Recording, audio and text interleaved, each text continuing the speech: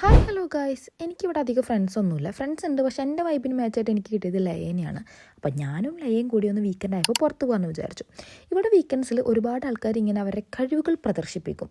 ഞങ്ങളെപ്പോലെ കഴിവില്ലാത്തവർ ഇതൊക്കെ ഇങ്ങനെ നോക്കി നടക്കലാണ് പതിവ്. ഇന്ന് സൺഡേ ആയതുകൊണ്ട് തന്നെ സ്റ്റുട്ട്ഗാർട്ടിൽ നല്ല തിരക്കുണ്ട് കേട്ടോ. പക്ഷേ എന്നാലും കമ്പാരിറ്റീവ്ലി കുറവാണ്. ഇന്നലെ നല്ല തിരക്കായിരുന്നു ഞാൻ വന്നപ്പോൾ സാറ്റർഡേ.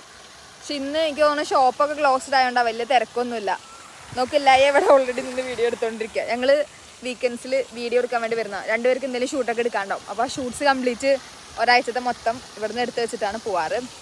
അങ്ങനെ ഷൂട്ടൊക്കെ കഴിഞ്ഞ് ഇറങ്ങിയപ്പോഴാണ് ഞാൻ അവിടെ നിന്ന് ഈ ഒരു സൈക്കിൾ കാണുന്നത്. ഞാൻ ഇതുവരെ ഇങ്ങനത്തെ ഒരു സൈക്കിൾ കണ്ടിട്ടില്ല കേട്ടോ. അത് കഴിഞ്ഞ് ഞാനും ലയും കൂടെ നേരെ മ്യൂസിയത്തിലോട്ട് പോയി.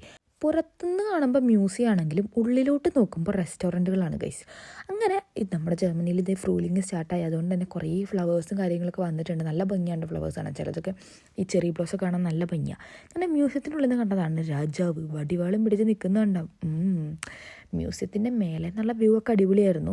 അങ്ങനെ അതിനുശേഷം ഞങ്ങൾ നേരെ പുറത്തിറങ്ങിയപ്പോൾ ഇന്ന് ടൂർണമെൻറ്റ് എന്തോ നടക്കുന്നുണ്ട് സ്റ്റുട്ട്ഗാർട്ട്. അതുകൊണ്ട് തന്നെ ട്രെയിനൊക്കെ കംപ്ലീറ്റ്ലി ഫുള്ളായിരുന്നു.